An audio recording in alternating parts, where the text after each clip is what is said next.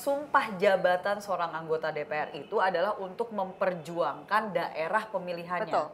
Bukan untuk satu Indonesia.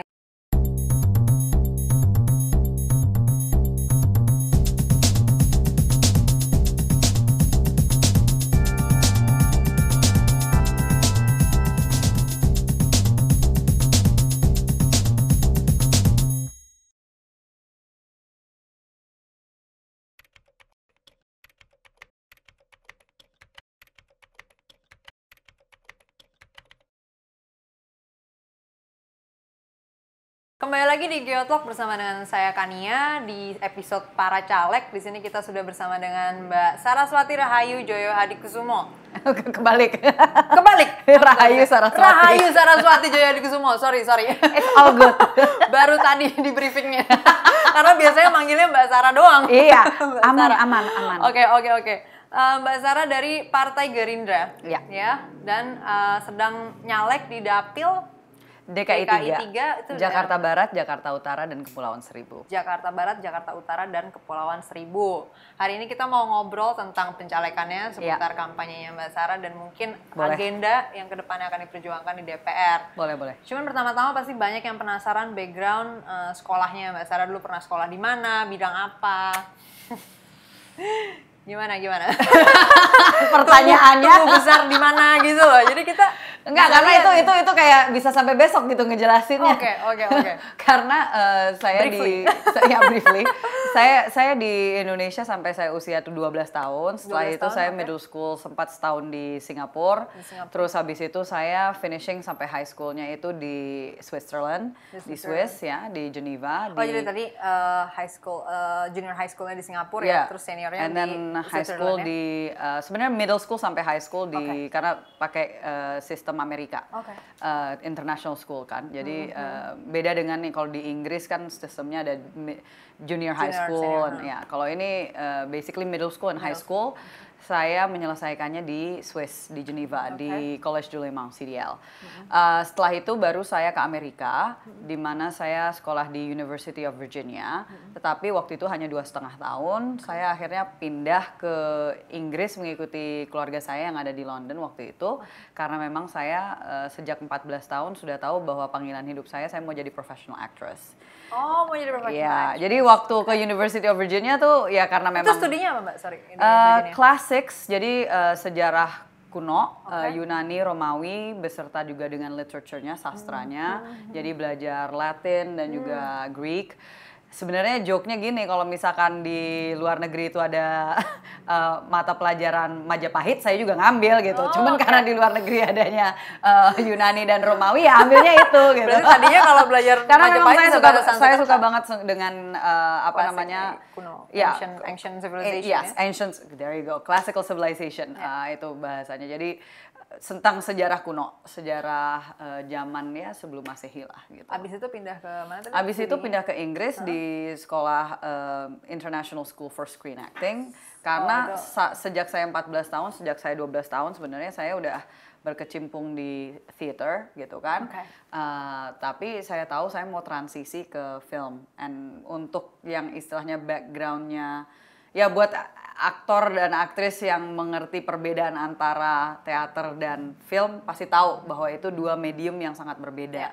Jadi karena sudah terbiasa dengan teater, saya harus menekuni untuk film. Jadi akhirnya masuk ke sekolah yang memang khusus untuk film acting. Oke. Terus dari situ pulang ke Indonesia. Sebenarnya untuk dapat visa supaya bisa kerja di luar negeri. Tetapi Tuhan ada jalan yang berbeda. Akhirnya saya di casting untuk di film Merah Putih Trilogy, yang akhirnya kan ada Merah Putih, Darah Garuda, dan Hati Merdeka. Oke. Jadi dari tadi sekolahnya acting, terus sempat acting juga, terus jadi kan memang politiknya? Panggilan saya kan di acting sebenarnya. Politik ya karena sejak 2009 saya menjadi aktivis anti-human trafficking. Saya punya yayasan pribadi juga namanya Yayasan Parinama Asta, yang fokusnya memang untuk perdagangan orang, anti-human trafficking work. Dan sejak 2013 ya awal waktu selesai verifikasi partai dan seterusnya, Ya, saya dapat panggilan dari Tuhan untuk maju ke ranah politik untuk memperjuangkan apa yang menjadi panggilan hidup saya yang kedua, yaitu anti-human trafficking. Jadi bisa dikatakan aktivis perempuan dan anak lah. Sejak 2009, 2013 akhirnya memutuskan masuk ke dunia politik praktis. Terus pas masuk ke dalam DPR, masuk komisi berapa waktu itu? Langsung saya minta untuk ditempatkan di komisi yang berhubungan dengan perempuan dan anak. Jadi mungkin bisa dicek, tapi satu-satunya anggota DPR yang mungkin minta untuk ditempatkan di komisi 8 karena komisi air mata bukan mata air. Oke, komisi air mata bukan mata air ya. Bagus banget itu ya. Saya bukan saya yang namain loh ya, itu saya dengar justru dari para petahana. Oke. Selama di komisi 8, Mbak Sarah udah mengerjakan apa aja selama ini? Udah mungkin menggolkan satu. Ya, waktu itu kan kita cukup bangga dan cukup bersyukur bisa membahas dengan cepat dan mengesahkan Undang-Undang Penyandang Disabilitas yang sebenarnya sudah diajukan dari periode sebelumnya. Jadi kita memang jemput bola dan kita selesaikan itu. Itu salah satu. Dan kalau yang lain-lain ya memang di Komisi 8 ini setiap tahunnya pasti membahas dan mengesahkan undang-undang yang berhubungan dengan penyelenggaraan haji dan umroh gitu kan. Dan istilahnya harga untuk naik haji itu yang biasanya di Komisi 8. Selain dari itu juga tentunya kita sering melakukan pembahasan yang berhubungan dengan anggaran yang berhubungan dengan mitra kerja kita, Kementerian Sosial, Kementerian Agama, Kementerian Pemberdayaan Perempuan Perlindungan Anak, dan juga BNPB, Badan Nasional Penanggulangan Bencana. Oke. Kalau periode berikutnya Mbak Sarah bisa terpilih lagi ke dalam DPR, mau apa nih? Sekarang agendanya apa? Ya, kalau sekarang saat ini kan kita masih belum selesai membahas, ada RUU yang memang masih harus dibahas dan harus disahkan.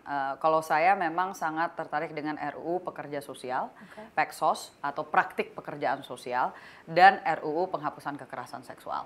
Yang saat ini mungkin banyak polemik lagi rame gitu ya. Jadi itu adalah dua RUU yang memang masih kami bahas dan mungkin ini juga kesempatan untuk memberikan pendidikan politik pada masyarakat, terutama yang menyatakan menolak bahwa draft yang keliling atau istilahnya sedang tersebar saat ini adalah draft awal. Jadi belum ada sama sekali masukan dari fraksi-fraksi. Sehingga kalau misalkan dikatakan ditolak, masih belum pas waktunya.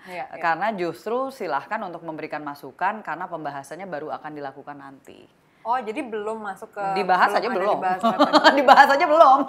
Jadi kayaknya yang udah beredar ini kirain tadinya udah dibahas, justru udah tinggal digolkan aja nih, udah tinggal pembahasan akhir. Nggak ada RUU yang masuk ke DPR itu yang tidak dibahas. Pasti harus kita lakukan yang namanya harmonisasi, itu yang pertama, untuk memastikan tidak ada tumpang tindih dengan undang-undang yang lainnya. Lalu yang kedua, harus ada yang namanya pembahasan di panja DPR, lalu pembahasan antara panja DPR dengan panja pemerintah. Tidak ada undang-undang yang disahkan tanpa campur tangan dari pemerintah. Itu pun juga kenapa banyak RUU saat ini terkesan mandek atau sudah bertahun-tahun tidak selesai.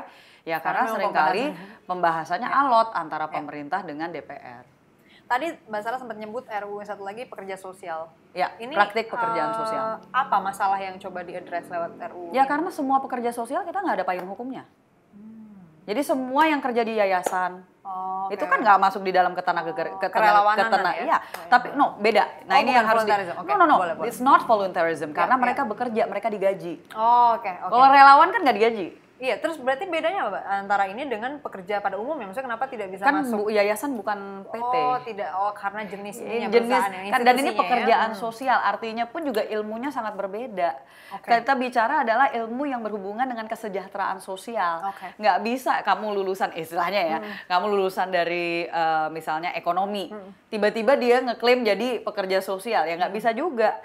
Kalau di luar negeri itu untuk bisa menjadi pekerja sosial tuh ada S1-nya khusus untuk bidang pekerjaan sosial. Dan itu pun juga beda dengan social development ilmu kesejahteraan sosial tuh beda dengan ilmu pekerjaan sosial.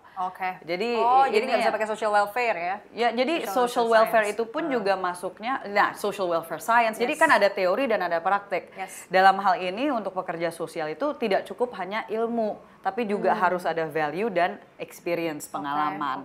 Jadi ini yang kita akan diatur di dalam diatur, memastikan bahwa semua pekerja sosial yang memang bekerja di bidang ini untuk kesejahteraan sosial itu ada payung hukumnya.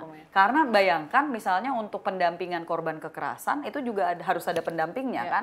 Itu adalah pekerja sosial, social worker gitu. Nggak jelas. Dan bahkan di Kementerian Sosial pun juga ada Peksos namanya. Nah itu standarisasi juga yang akan diatur supaya sekali lagi nggak serta-merta siapapun bisa ngeklaim dirinya sebagai Peksos, sebagai pekerja sosial.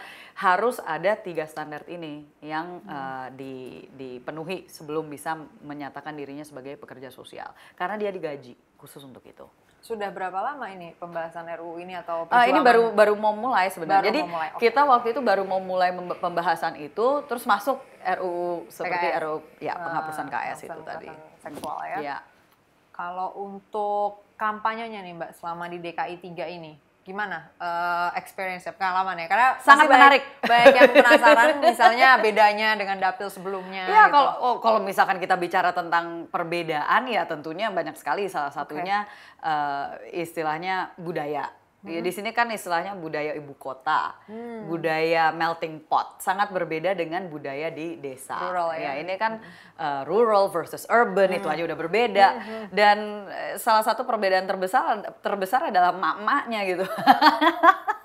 Kalau di sini itu mayoritas yang hadir mak-mak. Kalau kita lagi kampanye, kalau di desa-desa itu mayoritasnya pasti bapak-bapak. Jadi di sini justru mamanya aktif ya. Mamanya sangat di dalam kegiatan politik ya. Aktif. Makanya ada kata-kata the power of mama. Karena memang kalau misalkan di Jakarta ini saya juga lumayan kaget dalam arti yang baik gitu ya. I'm very impressed gitu dengan melihat bagaimana emak-emak di ibu kota ini tuh nggak cuman sekedar yang istilahnya nurut, ikut, mendengar gitu. Nggak, mereka aktif, mereka jemput bola dan mereka siap jadi relawan, mereka juga yang istilahnya pada saat kita datang itu hadir mendengarkan dengan seksama. Ini yang saya sangat senang sebenarnya melihat seperti ini. Berarti bagaimana keterlibatan perempuan dalam proses politik tuh sangat berjalan di ibu kota kita ini. Untuk literasi politiknya sendiri di dapil Mbak Sarah berarti udah cukup bagus. Misalnya Mbak Sarah melihat ada nggak nih apa misalnya miskonsepsi, karena kadang ada banyak dapil yang ternyata mereka mengira caleg tuh bikin jembatan gitu. Kan nggak mungkin. Itu persis. Bikin jalan, ini kan bukan kerjaan legislatif. Mungkin bisa dikatakan awareness-nya, kesadaran politiknya yang di ibu kota ini bisa dikatakan mungkin lebih tinggi daripada kalau misalkan di desa-desa. Bukan berarti apakah lebih pintar atau lebih bodoh, itu nggak ada seperti itu sama sekali. Hanya kesadaran politiknya. Ini kalau kita bicara tentang ini bisa sampai besok gitu. Karena ini we're talking about the theory and the philosophy di belakang ini semua. Kenapa? Karena kalau misalkan di sini kan jauh lebih dekat ya jarak, sehingga untuk misalnya caleg bisa keliling itu lebih gampang dibanding kalau misalkan di desa. Ya seperti saya katakan tadi, ada satu desa ke desa lain dan belum tentu semuanya itu satu punya listrik. Yang ini di Jawa aja masih seperti ini, listrik aja belum tentu masuk. Yang kedua juga kita berhubungan dengan yang namanya komunikasi, sinyal HP gitu. Dan belum semuanya masuk ke sini. Jadi kalau kita mau melakukan misalnya koordinasi, komunikasi itu sangat sulit kalau misalkan di desa-desa. Dan juga tentunya kita bicara tentang media. TV, nggak semuanya juga punya TV, apalagi online gitu ya. Kalau di sini udah. Kalau Jakarta ya mereka memang istilahnya tontonan sehari-hari udah ini sudah menjadi makanan sehari-hari buat mereka, sehingga mungkin lebih gampang sih nggak juga, tapi udah lebih nyambung lah kalau kita bicara tentang isunya udah familiar gitu ya. Tapi masih banyak yang satu, kalau misalkan kita bicara pendidikan politik masih membutuhkan. Kenapa DPR itu perlu ada? Karena kan seolah-olah ada movement bahwa DPR tidak dibutuhkan. Sedangkan kalau kita mau bicara demokrasi, nggak mungkin eksekutif berdiri sendirian. Harus ada perwakilan rakyat yang bisa menyeimbangi eksekutif. Kalau eksekutif doang yang ada itu namanya dictatorship gitu. It's not democracy gitu ya. Nah, jadi monarki aja juga mereka ada parlemennya kan gitu. Jadi hal seperti ini sangat mendasar yang tetap harus kita berikan pemahaman tentang ini. Kenapa DPR itu sangat penting. Dan ini memang adalah tantangan yang luar biasa di Pilpres kali ini karena serentak. Jadi bukan hanya Pilpres tapi Pileg gitu loh. Kalau dulu dan bisa aja orang lupa nih. Pileg doang gitu loh kan. Tapi sekarang bukan Pileg ya, Pileg. Ya pemilihan legislasi itu terjadi pada saat yang bersamaan dengan pemilihan presiden dan wakil presiden, dan itu sangat berat luar biasa untuk partai-partai dan caleg-caleg. Dan kalau ditanyakan kenapa kok banyak caleg yang fokusnya ya hanya untuk pencalegan saja ya, karena media saja sudah fokus largely untuk Pilpres. Ya, betul. Nggak ada exposure ke satu-satunya cara caleg untuk bisa melakukan sosialisasi ya pada saat mereka turun ke dapil dan sosialisasi ke bawah gitu. Jadi nah, yang kedua juga soal tantangan terbesar sebenarnya adalah jumlah surat suara, kertas suara. Karena di Jakarta aja 4. Oh ya, oke. Kita ngejelasin satu persatu itu. Ada apa aja nanti yang harus dipilih? Di kertas apa aja? Di Jakarta saja mereka masih kesulitan dengan itu gitu. Apalagi di daerah yang dimana mereka harus pilih 5. Karena kan istilahnya capres cawapres, DPR RI, DPRD di sana itu ada 2 tingkat, provinsi, kabupaten, terus DPD. Itu semua udah langsung pada gitu. Jadi ini memang tantangan yang luar biasa dan saya merasa sangat simpatis kepada teman-teman yang di partai-partai yang istilahnya harus menjelaskan di dalam surat suaranya itu partainya di mana, baru calegnya nomor berapa gitu. I really feel for them gitu kan. Dan ini realita, bahkan ada 16 partai. Kalau misalnya 2014 kan cuma 12 ya. Sekarang 16 gitu loh. Dan banyak yang nggak tahu kalau ada 16. Banyak yang masih mikir hanya 14 partai. Ini realitanya gitu. Jadi ini yang harus menjadi tantangan kita semua. Dan bayangkan di setiap dapil itu ya dibagi sekian banyak kursi, sekian banyak partai. Bayangkan lembung-lembung suara yang sedemikian cuman ada segini. Tadinya dibagi 12 partai, yang masuk cuman 10. Istilahnya sekarang ada 10 petahana partai yang harus membagi kuenya dengan 16 partai, 6 partai yang lain. Jadi ini ya sebenarnya untuk partai-partai baru semangat. Kita pun juga pernah merasakan sebagai partai baru di tahun 2008, 2009. Jadi it's tough. Tapi kalau misalkan perbedaan terbesar sebenarnya ya hanya soal budayanya aja sih. Budaya untuk keterlibatan akses perempuan. Teknologinya juga, ya akses teknologi of course. Kalau itu jadi alasan kenapa sangat berbeda. Iya, gitu. betul. Berarti untuk pendidikan politiknya sendiri sekarang malah lebih baik berkutat di teknis tadi ya, karena sorry gitu. Apalagi kalau kita ada misalnya satu hari ada 4 titik, 7 titik. Paling per titik kita bisa ngomongnya berapa lama sih gitu. Paling 1 jam itu maksimal untuk bisa berinteraksi dengan masyarakat. Ya kita mau ngomong tentang dan ini yang pendidikan politik yang juga saya sampaikan, hati-hati dengan caleg yang banyak janji. Kalau misalkan ada caleg banyak janji, apalagi janji program, itu harus hati-hati karena harus dimengerti juga. Nah itu juga pendidikan politik saya sampaikan kepada masyarakat. Anggota legislasi itu tugasnya hanya 3.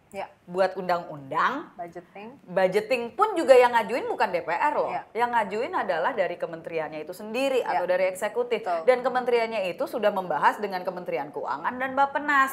Kalau misalkan Kementerian Keuangan nggak setuju, kita mau ngajuin gimana, mau ngomong kayak kaset rusak juga nggak bakal approve gitu loh. Jadi anggaran kita biasanya ya hanya kita suarakan, oke yang ini kita nggak setuju. Itu pun juga harus kompak secara DPR. Kalau misalkan kita hanya 2-3 fraksi melawan 7-8 fraksi ya nggak akan bisa ini ya, dan Jadi, pengawasan. ya kita istilahnya mau nggak mau kalau misalkan namanya juga musyawarah mufakat dan voting juga kadang-kadang berlaku, ya yang suaranya mungkin cuma 1 atau 2 pasti kalah lah dengan suaranya yang 7 atau 8 gitu. Ya, betul. Nah jadi itu juga yang harus dipahami. Jadi tadi undang-undang, legislasi, dan terakhir tentunya adalah pengawasan. Itu kenapa kita bicara langsung dengan masyarakat atau dengan lembaga-lembaga yang mewakili masyarakat supaya kita bisa mendapatkan laporan langsung realnya itu seperti apa. Karena di DPR kita tidak punya hak lagi untuk atau kita punya hak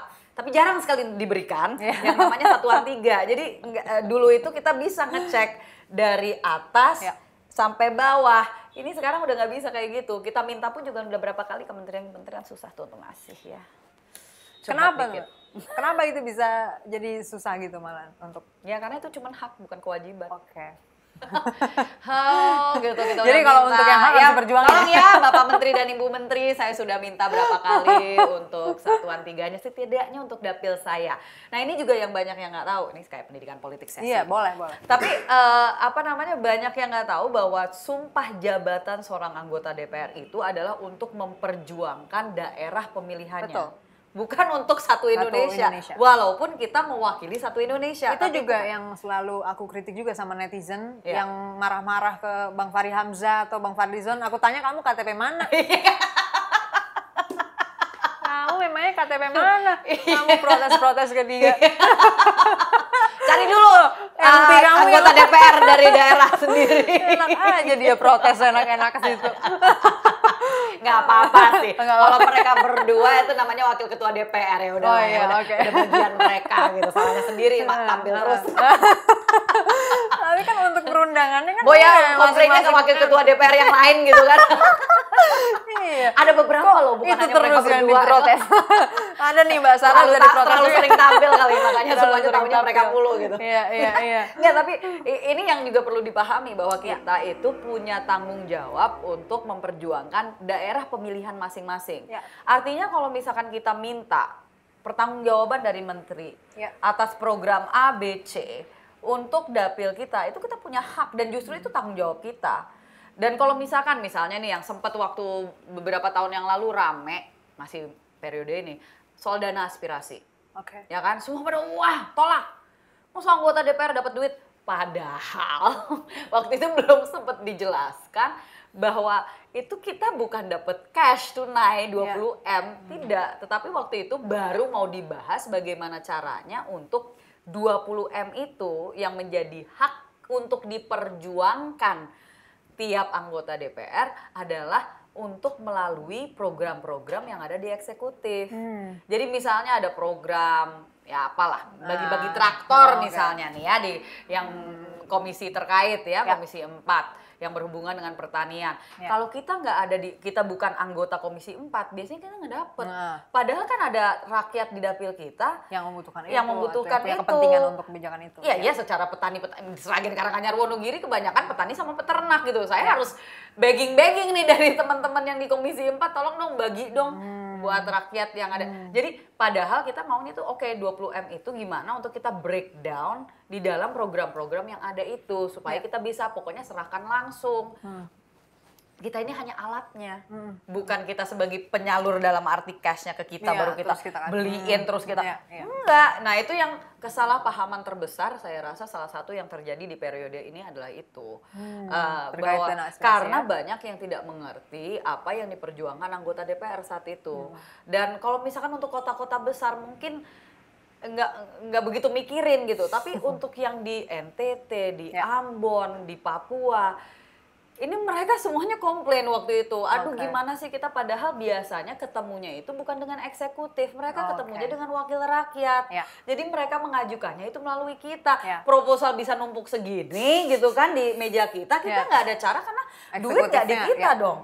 Duit itu ada di eksekutif, bukan anggota DPR. Nah ini salah satu pendidikan politik yang saya rasa sangat kurang adalah tentang bagaimana, makanya sering kali dikiranya kita yang bangun jembatan gitu kan, semua pada ngajuinnya Bu tolong jembatannya dibangun Bu, tolong sekolahnya jalan di depan sekolah 100 meter perlu di ini terus habis itu udah banyak banget yang kayak gitu tuh, mau dari musola sekolah sampai PAUD sampai posyandu sampai ibu-ibu PKK, pokoknya semua itu minta pembangunan ya. Nah, kemarin gereja. Pas pemilihan wali kota kemana kamu mintanya kok ke saya? Iya. Karena eksekutif gitu ya. Tapi ini yang sering kali memang suka salah paham. Bukan karena apa? Karena yaitu pemahaman dari masyarakat bahwa tugas dari DPR dan tugas dari eksekutif itu apa aja isinya. Belum semuanya nangkep itu. Gitu. Bahkan eksekutif pun nggak tahu bedanya yang mana presiden kerjanya, bupati yang mana, wali kota yang mana. Gubernur yang mana. Kalau yang itu kayaknya lo komen. Karena aku udah sering tanya nih kan sama teman-teman yang kampanye gitu. Ternyata kan dimintain isu-isu yang bukan di ranah wewenang dia. Dan gini loh, maksudnya kadang-kadang ada caleg juga yang nggak ngerti juga dia sebenarnya di DPR ngapain ya. Akhirnya apa? Dia juga kampanye janji gitu kan. Nah itu yang kita sering kali jadinya harus yang kasih pemahaman lagi ke masyarakat gitu loh, hati-hati gitu. Kalau justru seperti itu, kan mereka langsung mikirnya, wah yang ini udah janjinya seperti ini, ibu bawanya apa? Hello? Gitu. Itu nggak mungkin, itu tidak mungkin diwujudkan. Kalau buat anggota DPR yang lurus-lurus kayak saya mah nggak ada apa-apa yang bisa dibawa gitu kan. Udah pasti taat aturan, nggak mungkin kita bagi-bagi apapun kan gitu. Tapi ini yang apa tantangan lah sangat besar, dan saya juga memberitahukan kepada masyarakat terutama yang saya temui. Saya bilang, Bapak Ibu, kalau misalkan selamanya yang dipilih adalah mereka yang punya duit, ya yang di DPR yang adalah mereka yang punya duit doang, bukan belum tentu punya hati, gitu loh. Jadi istilahnya ya silahkan lah, ini adalah pilihan Bapak Ibu, karena yang milih mereka, yang menempatkan mereka di DPR, yang memberikan mereka kursi adalah Bapak Ibu.